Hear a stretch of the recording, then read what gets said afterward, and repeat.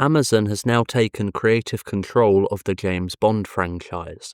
Over the last couple of years, there were doubts about the future of the James Bond series, with Eon Productions, run by Michael G. Wilson and Barbara Broccoli, having disagreements over Amazon over the direction of the James Bond series going forward. The last film in the franchise, which ended Daniel Craig's 5-film run as the super spy, came out back in 2021 and also killed off the character, leading many to assume that a reboot was coming, similar to the vein we got in 2006's Casino Royale. But after owning the rights for 60 years, the creatives behind Eon Productions, Michael G. Wilson and Barbara Broccoli, are said to be stepping back from the creative side of the James Bond franchise and has ceded control to Amazon and MGM completely. Whilst it appears Barbara Broccoli and Wilson will maintain some level of ownership over the rights to the James Bond franchise, they are no longer going to have any creative input. Most of the reactions I've seen so far have been quite negative, and before this was announced, there seemed to be a lot of tension between Eon Productions and Amazon over the creative direction of a future James Bond film, and a lot of the problems that this may present for Amazon owning the rights are being pointed out by fans.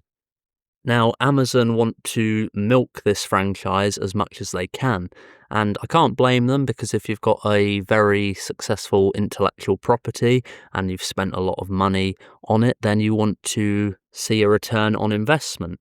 But because of this, it appears we're going to get watered-down versions of James Bond. Now, looking at how we've only had 5 James Bond films over the last 19 years, with Casino Royale coming out back in 2006, and the run of Daniel Craig films ending with No Time to Die in 2021, and still we've had no James Bond news really for many years, and it doesn't appear that there's going to be another film coming out, say, next year, potentially 2027 at the earliest, but I feel it'll be slightly later than that. But because Amazon now have creative control, they'll want to show off this franchise and probably pump a great deal of money into spin-offs and other films. Ideally, they'd probably want to see a James Bond film coming out every 2 years. This certainly isn't unheard of, as we only had a 2-year gap between Casino Royale and Quantum of Solace. But similar to what Disney did with the acquisition of Star Wars, I feel they'll want a James Bond-linked project coming out every year, as well as having their own spin-off TV series. Now, whilst there is some negativity around them watering down the franchise and milking it for everything it's got, as long as they get people who are fans of the franchise and creatives who are interested in this IP, they could make some really decent content, but I do stress the word content. Amazon and these other streaming services seem more interested in developing content for their streaming platforms and not actually creating pieces of art or decent television programs or films. I do feel after so many years of having Barbara Broccoli and Michael G. Wilson running things behind the scenes and having a level of creative input into the direction of the franchise, working with great directors and great cast members, has made the James Bond series an icon in cinematic history. There seems to be so much esteem around the James Bond series, and some of the films are cinematic classics. Whilst not every film is everyone's cup of tea, I certainly feel the franchise is very impressive and has lasted many years with several iconic actors playing the role.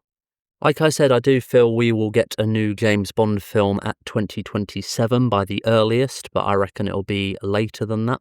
But I reckon we'll also get television spin-offs, probably starting as early as a new film. They could play in the world that we got with Daniel Craig, as that's not canon to the other James Bond films.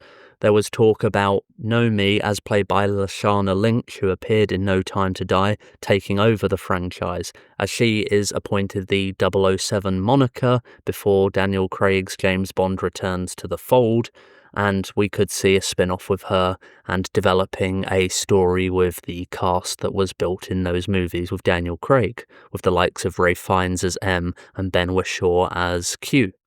Or we could be getting spin-offs back in the vein of the old James Bond films, have more period-centric stuff. It wouldn't surprise me if they start developing a young James Bond series set around the events of the Second World War, for example, and develop that into its own series. I could see them doing like Q Origins, something like that, and then they could be developing a series focusing on the origins of the Spectre organization as well.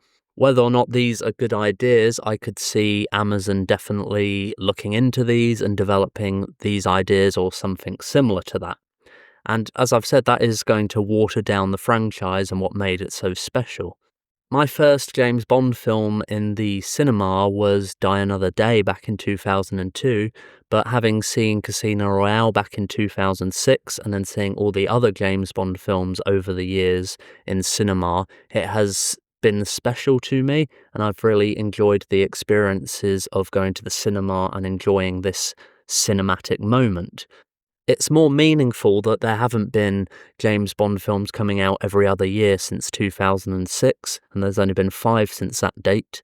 And I'm looking forward to what the next James Bond film could be, even with Amazon taking creative control. And ultimately, I don't think Amazon taking creative control is necessarily a horrible thing. I don't think they go into anything going, we're going to ruin this franchise, we hate it. Like, they want it to be good, they want it to be entertaining, but they just underestimate what makes a franchise special or an intellectual property special. Like, for example, with the MCU, that seems to be at a low point at the moment. Yeah, they've had some financial hits like Deadpool and Wolverine, but the fact that we went from 2 films a year to 3, almost 4 films a year, and then spin-off TV shows felt like it just watered down the experience. You just have to look at the amount of films that have come out since 2008 in the MCU and compare that to the 5 films that have come out in the James Bond franchise since 2006, and you just see how it's so much content that it doesn't make it that special anymore. And I do feel the MCU does realise that they are creating too much content and are pulling back slightly, although they don't seem to have quite got that just yet. Star Wars and Disney seem to understand that at first with the sequel trilogy. They then had Rogue One and then the Han Solo spin-off and a few Disney Plus shows, but I think they did acknowledge that they worked too fast and they should have planned out more the story, and the fact that we got only a 2-year gap between the sequel movies instead of the 3-year gap that we got with, say, the prequel films and the original trilogy meant that they kind of rushed the content and it wasn't as special. So if Amazon are willing to take this seriously and not pump so much content out related to the James Bond franchise, it could work well. And Amazon do have a lot of money and a lot to prove and to show off. So if they're willing to throw money at it and work with great creatives, this could pay off really well. But ultimately, people are quite concerned at the moment.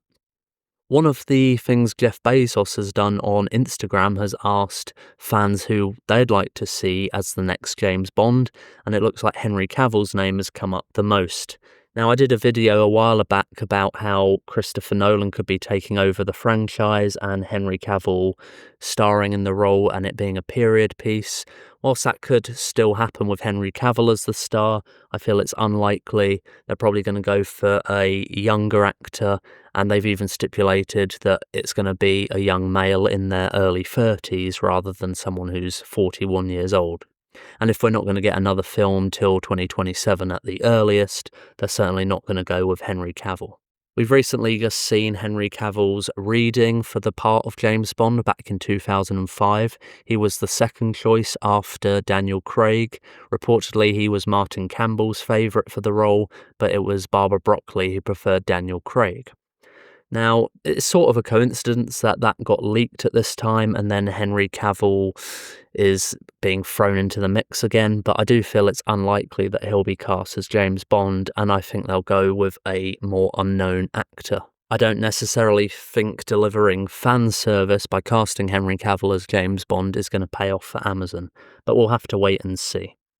So what do you feel about the James Bond franchise going forward? Do you think Amazon are going to run it into the ground, or do you think this is a great opportunity to revitalize and push the franchise forward for the next 60 years, for example? Let me know in the comments below, give this video a like, subscribe to my channel if you haven't already, and make sure to click the bell icon to receive notifications for all of my future videos. That's it for now, thanks for tuning in.